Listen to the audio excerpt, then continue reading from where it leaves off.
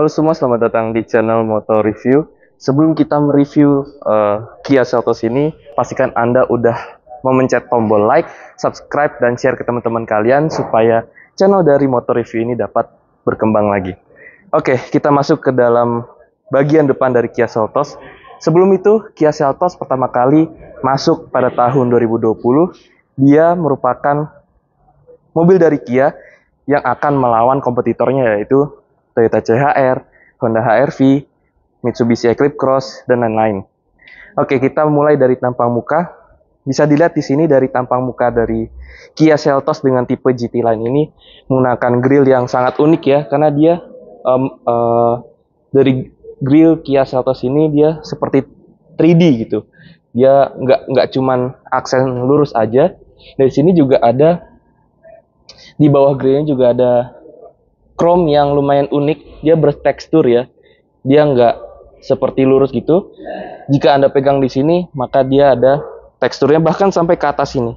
Dia juga ada teksturnya. Di sini ada lambang Kia yang sudah lambang yang baru. Karena ini tipe GT Line, dia terdapat aksen merah di sini. Jika di tipe lainnya dia nggak ada aksen merah di sini. Kemudian kita pindah ke lampu. Di sini lampunya sudah menggunakan LED multi reflektor, dan untuk lampu sennya di sini unik karena dia terdapat 3 garis seperti macan harimau ya, kuku macan. Dan lampu sennya itu juga tidak cuma di sini, dia juga di dalamnya di sini juga terdapat lampu sennya. Di sini untuk fog lampnya juga sudah LED. Kita pindah ke samping mobil. Nah, sekarang kita udah masuk ke bagian samping dari Kia Seltos ini. Tapi karena pada Kia Seltos dengan tipe GT Line ini kita mendapatkan pencahayaan yang buruk, maka kita pindah ke mobil sebelahnya dengan tipe yang berbeda. Perbedaannya, jika tipe EXP ini dia tidak ada list merah, tapi jika tipe GT Line dia terdapat list merah di sini. Dan juga uniknya di sini, dia bagian bawah di sini dia sewarna dengan bodi, tapi jika di warna hitam yang di tipe GT Line ini dia tidak kelihatan seperti warna bodi. Kita ke bagian samping. Di sini terdapat seperti roof rail ya, tapi di sini sepertinya tidak bisa dimanfaatkan karena jika dilihat dari bahannya ini lumayan lemah. Kemudian kita masuk ke bagian bawahnya. Di sini terdapat list chrome yang panjang dari belakang sampai ke depan sini, yang membuat mobil ini memberikan kesan elegan. Kemudian kita masuk ke spion. Di sini sudah menggunakan spion LED, dan untuk kuncinya dia seperti ini. Dia terdapat 4 tombol lock, unlock, untuk menyalakan mesin, dan untuk tombol bagasi. Dan belakangnya juga ada lambang Kia juga. Jika kita kunci di sini, maka spionnya langsung menutup, dan kita buka di sini, maka spionnya langsung terbuka. Kita bahas ke velg. Di sini velg menggunakan ring 17, lebarnya 215, dan kemudian tebalnya 60. Di sini menggunakan desain yang sangat gagah ya, karena di sini sangat kotak-kotak, jadi memberikan kesan gagah. Uniknya juga di sini terdapat seperti center lock ya, jadi misalnya memberikan kesan yang gagah juga. Ya, kita bahas ke bagian belakang. Nah, sekarang kita masuk kepada bagian dari belakang mobil ini. Dimulai dari atas. Di sini kita mendapatkan roof spoiler. Di sini ada High Mount stop lamp, rear defogger, dan juga wiper. Nah, pada desain pada pintu bagasi Kia Seltos ini, sayangnya di sini terdapat chrome yang lumayan besar ya, yang memanjang dari sisi kiri sampai sisi kanan. Nah, tapi sayangnya menurut saya pribadi saya kurang suka karena dari lambang Kia sendiri ini menjadi samar-samar. Jika saja chrome ini diganti seperti dark chrome, itu mungkin sedikit lebih baik. Kemudian di sini ada nama dari mobil ini sendiri, Seltos. Di sini ada dari tipe injeksi yang digunakan. Nah, di sini ke bawah terdapat bumper yang sangat itu ya, seperti kokoh gitu ya, karena di sini plastik yang menggambarkan ciri khasnya yaitu crossover. Kemudian di bawahnya lagi di sini ada knalpot yang lubang knalpot yang sayangnya palsu ya, karena lubang knalpotnya yang asli ada di sebelah kanan di bawah.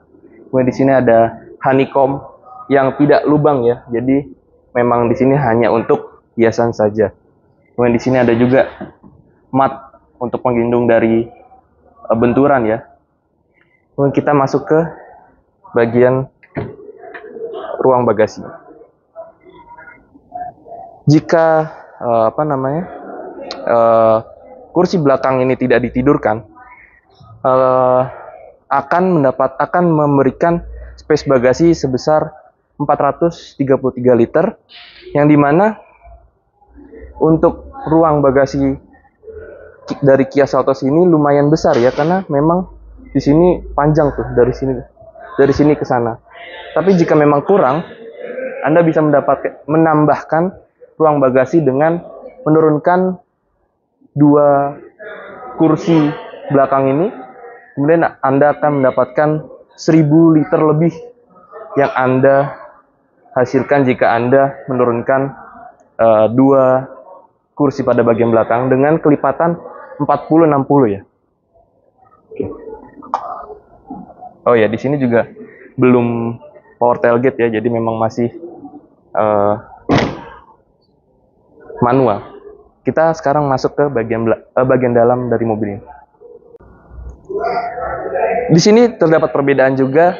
Sebelum kita ke dalam ya, di sini terdapat perbedaan juga, yaitu dengan tipe EXP dan tipe GT Line. Kalau di bagian bumper di sini tidak terdapat list merah, tetapi jika di tipe GT Line dia terdapat list merah di bagian belakang. Sekarang kita masuk ke ruang kabin dari mobil.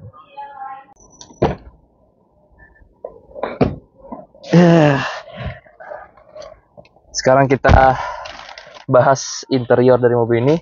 First impression ya, setelah masuk ke dalam mobil ini. Tapi ini sayangnya masih di stiker ya. Sebenarnya di sini tuh piano black ya warnanya. Di sini tuh sangat karena elegan ya, karena di sini disematkan warna yang pas itu seperti piano black, dan di sini terdapat silver juga. Jadi itu seakan-akan sangat elegan gitu dilihat ya, karena memang pendesain dari Kia ini sebelumnya juga adalah mantan pendesain dari Mercedes, jadi memang tidak heran jika dapat membuat interior yang secantik ini. Di sini kalau kita lihat ya, karena ini di tipe EXP, terdapat beberapa perbedaan yang terdapat di sini tidak ada, tapi di GT Line itu ada. Salah satunya di sini kaca spion tengah yang belum auto dimming. Kemudian di sini juga tidak ada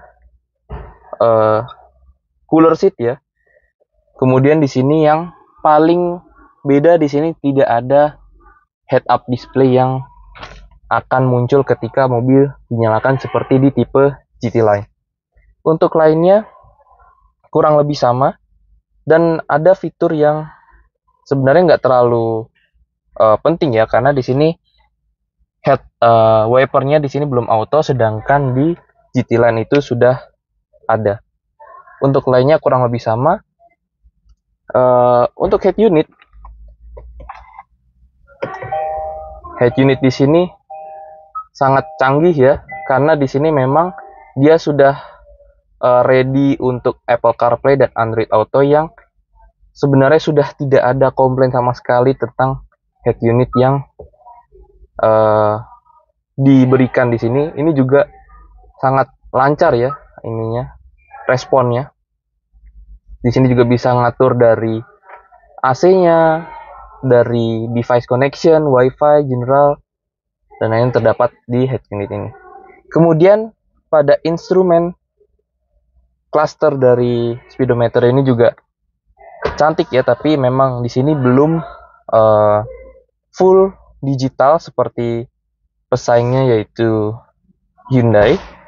Di sini masih menggunakan jarum-jarum fisik ya, tapi di sini memang jarumnya menggunakan lampu merah, jadi seakan-akan mobil itu sangat-sangat sporty ya. Tapi dia walaupun masih menggunakan jarum fisik, dia terdapat layar yang di tengah ini yang sangat besar, dan dia memberikan sejumlah info mengenai dari mobil ini. Nah, kita lanjut ke AC di sini. Untuk AC dia sudah digital. Dan dia sayangnya belum ini ya, belum double zone ya. Dia masih single zone, yaitu mengikuti supir ya, karena ini di sebelah kanan. Dan di sini sudah terdapat rear defogger dan juga front defogger. Di sini untuk tombol fisiknya lumayan enak untuk dipencet ya. Dan di sini dia walaupun bukan tipe yang tertinggi ya, dia masih diberikan ini wireless charger ya di sini. Jadi Anda tinggal menaruhkan HP Anda di sini dan HP Anda akan mengecas dengan sendirinya. Kemudian di sini juga ada, selain wireless charger, Anda juga diberikan sejumlah opsi untuk pengecasan. Di sini ada 12 volt, 180 watt, ada USB 2 buah ya. Dan ini untuk Apple CarPlay atau Android Auto. Ini juga ada tempat penyimpanannya. Untuk transmisinya dia ada PRND, dan di sini dia belum ada pedal shift. Sedangkan di GT Line dia terdapat pedal shiftnya. Nah, transmisi yang digunakan di mobil ini juga unik ya, karena dia menggunakan transmisi dual clutch transmission, di mana mobil ini jika memang dia tidak menggunakan CVT, keuntungan dari DCT sendiri atau dual clutch sendiri, dia memberikan performa yang bagus, tetapi untuk kehalusan dia masih kalah dengan transmisi CVT. Nah, kemudian di sini ada parking sensor. Di sini terdapat tombol yang dummy ya, karena di sini memang tidak ada cooler seat tadi. Dan di sini juga masih ada drive mode nih. Dia masih ada drive mode, yaitu ada sport, eco, normal, dan juga ada snow, dirt, sama yang terakhir ada lumpur ya. Di sini juga ada terdapat 2 cup holder, dan rem tangan di sini juga sayangnya masih menggunakan rem tangan otot, meskipun di GT Line juga masih menggunakan rem otot. Untuk ruang penyimpanan di sini juga, di sini uniknya dia ditambah bahan sejenis bludru ya di dasar pada ruang penyimpanan ini. Untuk penyimpanan di depan di sini belum soft opening. Ya kurang ini sih, memang kurang memberikan kesan mewah. Untuk di kanan dia udah menggunakan start stop engine button, ada traction control juga, dan juga ada pengaturan brightness dari instrumen cluster di depan ini. Dan uniknya di sini juga ada hazard. Dia jika dinyalakan, maka lambang dari segitiga merah ini dia juga akan ikut berkedip. Sekarang kita sebelum ke belakang, di sini juga ada tempat untuk kacamata, untuk membuka tutup sunroof, dan ada untuk lampu kabin yang sudah menggunakan LED warna putih ya. Di sini sunroofnya terdapat sunroof meskipun di tipe yang terbawah. Jadi untuk tipe GT Line juga terdapat sunroof. Dibuka dari sini dan dibuka secara elektrik, tidak manual ya. Untuk tirainya dia masih menggunakan manual, tapi dapat ditarik begitu saja. Sekarang kita pindah ke belakang. Sekarang kita ke bagian belakang dari mobil ini. ya di bagian belakang ini sebenarnya tidak banyak yang bisa dibahas ya. Yang bisa dibahas di sini terdapat lampu LED warna putih. Di sini juga ada ventilasi AC yang mengikuti suhu depan. Kemudian di sini juga ada untuk pengecasan ya, tapi sayangnya di sini hanya satu. Jadi jika Anda membawa lebih dari 2 gadget atau sesama sebelah Anda ingin mengecas, di sini mungkin akan terjadi keributan. Di sini posisi mengemudi saya tingginya 180 cm dan dapat dilihat di sini masih tersisa 5 jari, Kemudian di sini posisi duduknya di sini lumayan tinggi sehingga untuk penglihatan ke depan juga masih luas. Kemudian di sini kaki juga bisa masuk.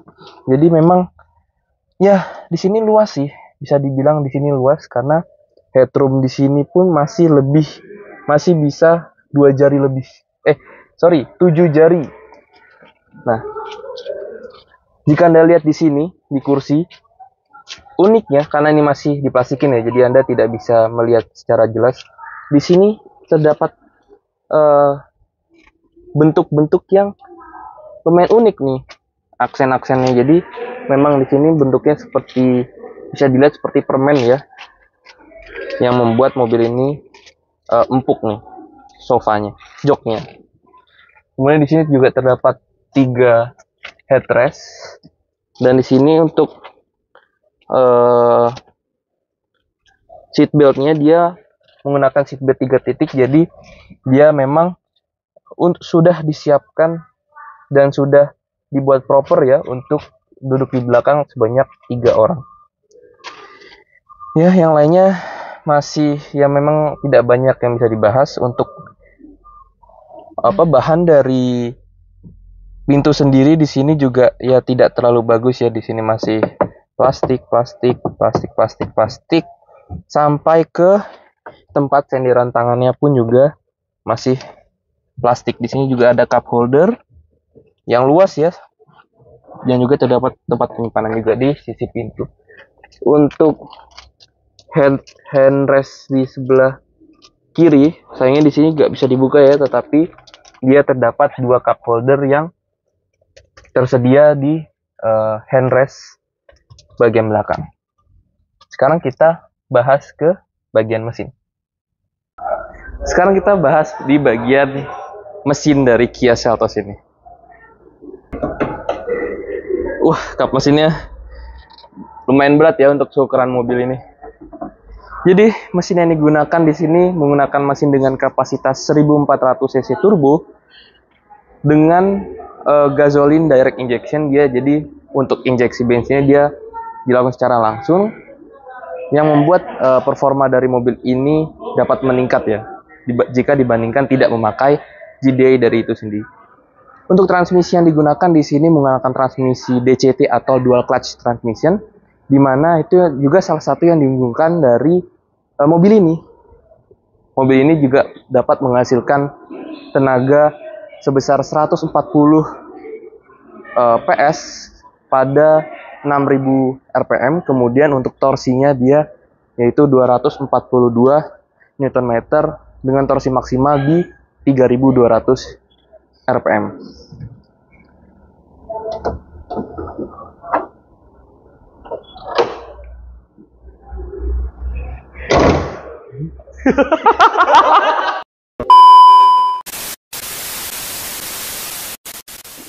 Jadi itulah pembahasan saya mengenai Kia Seltos 2023 ini.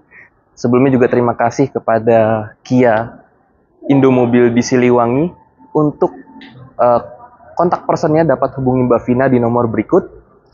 Kemudian untuk alamat lengkap dari dealer ini dapat dilihat di deskripsi bawah beserta dengan harga dari mobil ini. Terima kasih semuanya. Salam motor review.